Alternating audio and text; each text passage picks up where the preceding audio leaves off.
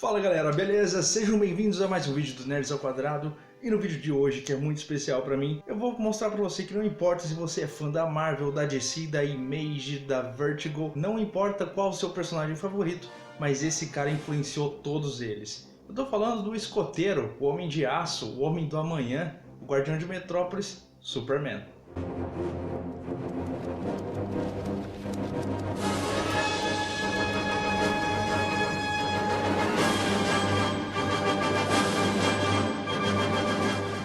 Superman foi criado da parceria entre Jerry Siegel e Joe Shuster na década de 30. Siegel era o escritor e Shuster o desenhista, e eles se encontraram na faculdade e resolveram fazer uma fanzine, que seriam gibis ali feitos por fãs. No tema deles sempre era ficção científica. Então o volume que eles criaram na fanzine se chamava Fanzine Science Fiction, The Advanced Guard of Future Civilization, sem tradução aqui para o Brasil. Eles criaram a maioria dos seus contos espaciais. O destaque ficou por conta do número 3 dessa revista, que foi lançado em janeiro de 1933 e que nada tinha a ver com Clark Kent. Se chamava O Retorno do Super-Homem e contava a história sobre um indigente, um mendigo chamado Bill Dunn, que foi recrutado para participar de um experimento com o professor Ernest Smalley em troca de comida e um abrigo. Bill acaba com poderes telepáticos e ele faz o que todo super vilão de histórias em quadrinhos quer fazer: dominar o mundo. Essa história não acaba muito bem, ele acaba matando o professor Ernest, que tinha ali ainda a fórmula que fazia ele ser esse super-homem, e a história acaba com ele voltando a ser um indigente, então não teve um final feliz. Um fato interessante é que esse super-homem, o Bill Dunn, ele é careca. E a gente conhece aí um certo vilão do super-homem que também é careca e tem poderes, digamos, um pouco melhores do que esse, e é muito persuasivo e megalomaníaco, mas depois a gente volta nele. Após muito processo de criação no personagem, Superman virou o Clark Kent, virou o Superman que a gente conhece, mais ou menos. Ele teve sua estreia na Action Comics número 1, na época da National Publication, que é a atual DC Comics, e foi lançado em junho de 1938. Na época o Superman já tinha os seus poderes e ele era mais ou menos como a gente conhecia.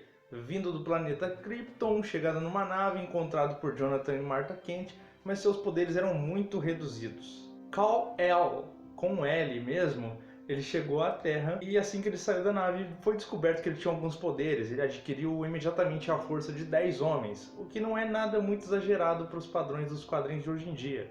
E daí veio o seu famoso bordão, que se originou na série animada de 1941, mais veloz do que uma bala, mais poderoso que uma locomotiva, capaz de saltar prédios com um único pulo. Ele é o Superman. Como a história se passa numa época em que o mundo vivia em guerra, é bem natural você encontrar as histórias mais antigas do Superman enfrentando nazistas e humanos normais, gangsters também. A primeira tiragem da Action Comics alcançou 200 mil exemplares e logo no número 3 já foi para 500 mil exemplares, ganhando um destaque nacional e mundial. O personagem teve tanto sucesso que apenas um ano depois ele já tinha sua própria revista, Superman número 1, que foi lançado em 1939, e aí iniciou a Era de Ouro dos quadrinhos, a era onde foi criada Mulher Maravilha, Batman, Capitão América e Shazam. No fim da década de 40 começa a Era de Prata, onde a gente vai ser apresentado a Liga da Justiça e as suas histórias psicodélicas e muito exageradas. Parte da culpa disso é porque, com o fim da Segunda Guerra Mundial, as lutas contra os nazistas pararam de ter graça e era preciso se reinventar toda vez. E aí começou as doideiras de ficção científica dos anos 50, mais ou menos. Porém, as editoras não contavam com plot twist. Na década de 50, os quadrinhos, acredite você, era ligado à delinquência juvenil. Dizia que os jovens que liam história em quadrinhos estavam fadados a ser alienados, a não ligar mais para o mundo e cometer atos de vandalismo e violência sem precedentes. E aí as editoras se juntaram e surgiu o Comic Code, que seria um código dizendo que certo tipo de história não poderia ser vinculada com violências, com cenas de luta.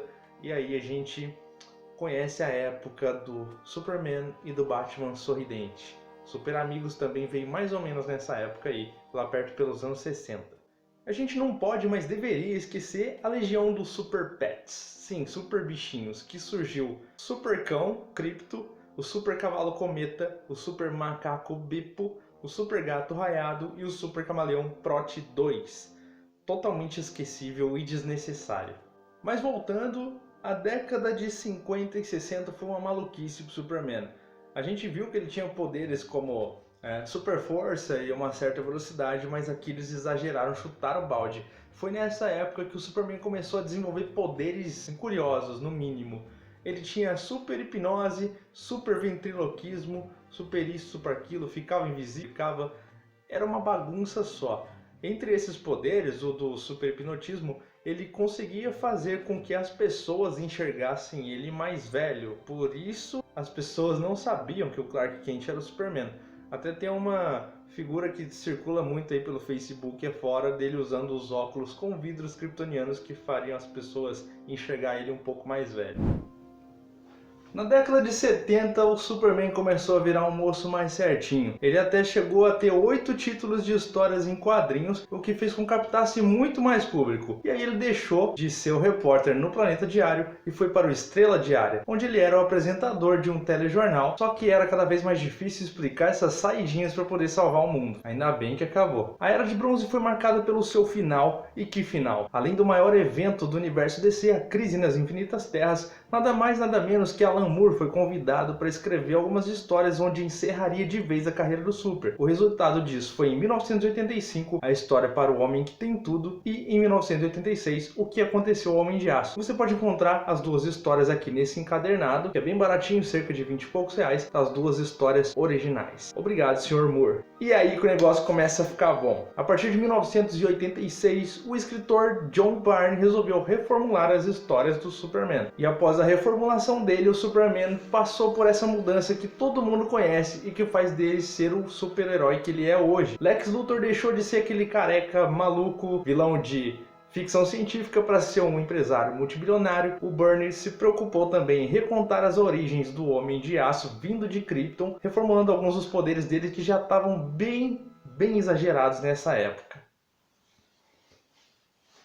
Ele também se preocupou em reformular sobre as Kryptonitas e, é claro, a aparência do Superman, deixando ele assim, magicamente, com o cabelo arrumado depois do voo. Uma das maiores preocupações do Byrne, que foi essencial para todos os seus fãs, é que ele fez o Superman se transformar em sua origem. Como assim? De agora em diante, a partir de 86, o Superman não é mais o Clark Kent. O Clark Kent é o Superman. O Byrne fez a reformulação de um modo que o bebê Kal-El, quando chegou na Terra, foi desenvolvendo seus poderes lentamente como Clark Kent, e aí um dia ele viu a necessidade de se transformar no Superman para esconder sua identidade secreta. E isso também ganhou bastante apelo dos americanos, porque ele transformou o Superman num americano ao invés de um kryptoniano. Nessa época era muito comum nas histórias do Super ele evocar suas lembranças de Krypton que ele não tinha. Então era bem comum, em alguma situação de perigo, ele gritar "Por Hal" ou "Pelas rochas de Krypton", sendo que esse ET filho da mãe nunca pôs o pé no planeta natal.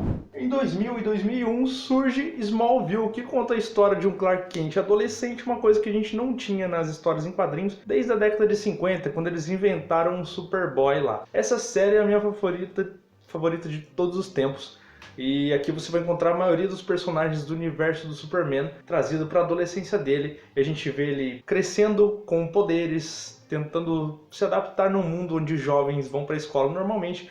E ele é um cara super poderoso. Recomendo pra caramba, hein? Mas o Super continua com suas eternas mudanças. Em 2011 a gente teve os Novos 52, que trouxe um Superman muito bom no início, mas que depois começou a ficar muito estranho. Esse Superman, ele namorava a Mulher Maravilha, tudo mais, tinha uma roupa nova, uma nova armadura. Só que aí chegou a parte que ele perdeu os poderes, aí virou um Superman motoqueiro, aí virou um Superman com poder de supernova. Definitivamente não deu certo. Atualmente a gente está na fase do Rebirth, onde a gente teve uma nova reformulação do Superman e de maioria dos personagens da DC Comics, e mostra que o Superman verdadeiro, esse daqui, que é o do John Byrne, ele estava intocado ali na Terra, enquanto o Superman dos Novos 52 fazia o papel de super-herói. Então os Novos 52, o Superman dos Novos 52 não é o Superman verdadeiro. O verdadeiro é esse daqui que estava escondido com a Lois e que agora tem um filho chamado Jonathan, em memória ao seu pai, que é o novo Superboy, continua tendo poderes e a gente não sabe onde vai chegar, mas por enquanto tá bem maneiro. E agora, se você quiser saber algumas curiosidades do Superman, eu deixei aqui separado algumas bem rapidinho, só para você ter um conhecimento assim bem legal, beleza? Vamos lá. Curiosidade número 1. A visão de Joe Shuster já não era mais o mesmo no final da sua carreira. Ele teve um problema de visão e aí eles resolveram contratar uma equipe de desenhista para poder fazer as histórias em quadrinhos. Mas o Joe fazia questão de desenhar todos os rostos do Clark Kent e do Superman. Número 2. A Action Comics de 1938, a número 1, foi vendida por 3 milhões de dólares. Ainda tem gente que coleciona ela, que na época valia 10 a 15 centavos, hoje 3 milhões de dólares. A primeira animação do Superman foi em 1941 e contou com 17 episódios. Jonathan e Martha Kent já foram chamados de John e Mary, Eben e Sarah, já tiveram vários nomes. Isso nos leva à nossa próxima curiosidade, que a maioria das coisas da vida do Superman é bem equiparada a Jesus Cristo. Foi enviado de outro mundo para salvar a humanidade, seus pais se chamavam John e Mary, e, bom, ele é o salvador da humanidade, cara, não tem como negar essa semelhança. Dizem que Clark Kent, o nome Clark Kent veio da junção dos atores Clark Gable, de O Vento Levou, e Kent Taylor, dois atores, né, muito famosos na época de 30, década de 40 mais ou menos. Clark é o nome de solteira da Martha. Antes de se casar com Jonathan, ela, em vez de ser Martha Kent, se chamava Martha Clark. Kal-El não foi o único sobrevivente da explosão de Krypton. Também teve Kara Zor-El, que é a atual Supergirl, o Krypto Supercão e também o Superboy na década de 50 ali, mas hoje em dia a versão atual dele é que ele é um clone do Superman. Superman já enfrentou a Ku Klux Klan em 1955 na história chamada The Clan of Fury Cross. Existe uma história do Superman que Lois Lane é assassinada pelo Coringa, só que aí ele casa com a Mulher Maravilha e tem 5 lindos filhinhos com ela. Superman já morreu pelo menos 3 vezes em toda a sua carreira. A última delas foi mais impactante nos anos 90, onde ele acabou sendo morto e foi veiculado em jornais de verdade essa sua morte. Tudo isso aconteceu meio confuso por causa de Mongu e o Super Cyborg, e o impacto que teve nas histórias em quadrinhos daí foi alavancar de vez a venda das histórias do Super, que estava bem caída. O Superman ele foi substituído por 4 outros personagens: o Super Cyborg, o Aço, o Superboy e o Erradicador. E se você acha que a Marvel e DC sempre foram rivais, na verdade só os fãs que são rivais. Já houve um crossover do Superman com o Homem-Aranha e que serviu para alavancar muito a venda das duas empresas, já que o Homem-Aranha é o carro-chefe da Marvel. Você acredita que seja Vingadores ou alguma outra coisa, o Homem-Aranha é o principal herói da Marvel e o Superman da DC. Então esse crossover serviu para ganhar muito dinheiro. Parceria do Stan Lee com a DC Comics diretamente. Então é isso, pessoal. Espero que vocês tenham gostado desse vídeo. Eu poderia ter falado muito mais coisa, mas ia ficar muito grande. Se você gostou, deixa o like aqui embaixo, se inscreve no nosso canal e comenta se você sabe alguma outra curiosidade, alguma coisa que eu deixei de falar. E também, por favor, sugestões de quais outros heróis vocês gostariam de um dossiê bem completo. Eu gostei muito de fazer esse vídeo, espero que você tenha gostado de ter assistido. A gente se vê no próximo vídeo, na outra semana. Até mais e valeu!